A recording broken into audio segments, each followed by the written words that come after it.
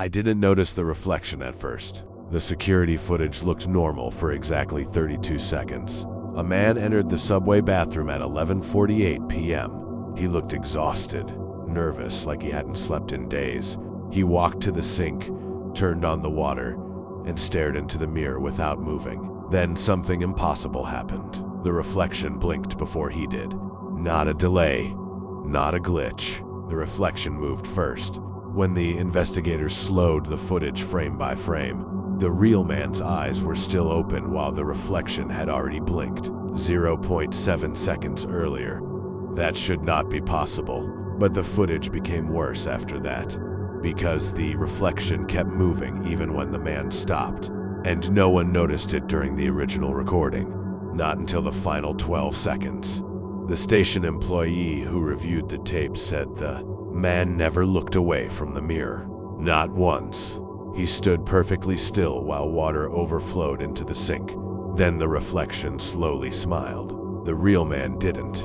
Investigators thought it was edited footage until they recovered the raw subway archives directly from the station servers. The files were untouched.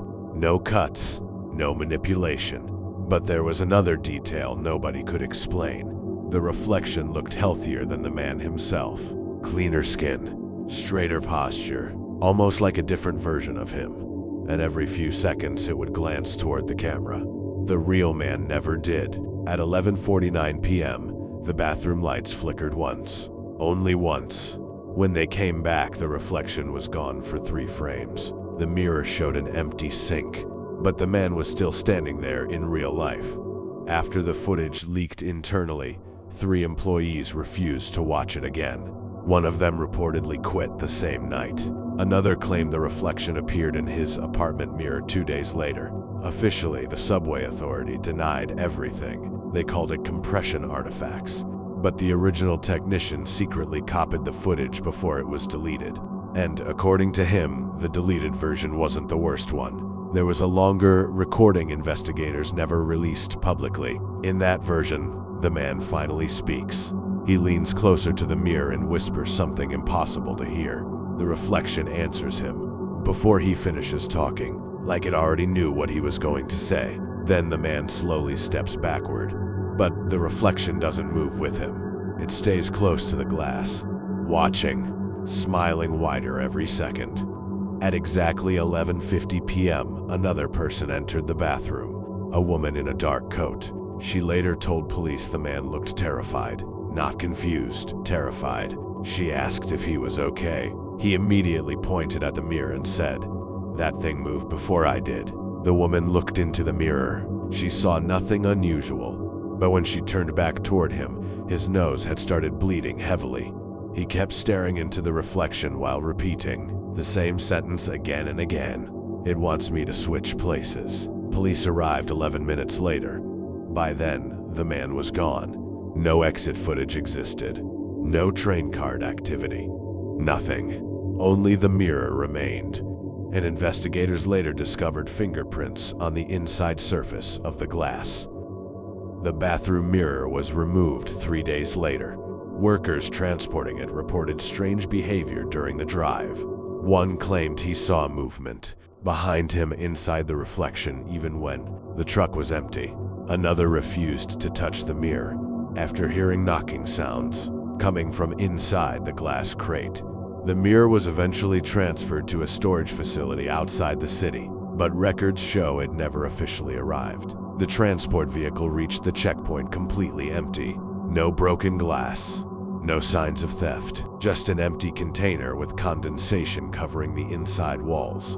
And written through the moisture were 6 words. "He looked at me too long." No fingerprints were recovered from the writing, only smeared marks shaped like fingertips dragging downward. Months later, people online started connecting unrelated disappearances to reflective surfaces. Elevator mirrors, hotel bathrooms, black phone screens at night. Most reports sounded insane, but they all shared one detail. The reflection would react slightly earlier than the person, a smile appearing too fast, eyes shifting too soon, a delayed movement in reverse. Forums discussing the phenomenon were repeatedly deleted. Some users claimed mirrors should never face a bed while sleeping. Others believed reflections slowly learn human behavior over time. But one anonymous post terrified investigators the most. It contained a still frame from the original subway footage. The reflection was staring directly into the camera. Underneath the image was a single sentence: "He finally let me out." The original man was never identified publicly. No missing persons report matched his face. No fingerprints existed in any database, almost like he had never existed before entering that station. But the final investigation note leaked years later. A detective wrote that the mirror in the bathroom had one impossible property: every person reflected in it appeared slightly different. Healthier, happier, more confident, like the reflection represented a better version of them. And according to the detective, people who stared too long eventually noticed something horrifying. The better version didn't want to stay trapped anymore. The station bathroom was sealed permanently after the incident, but urban explorers still claim lights can be seen beneath the locked door after midnight. And sometimes when someone stands outside long enough, a face appears in the small cracked mirror inside the room, watching them, blinking first.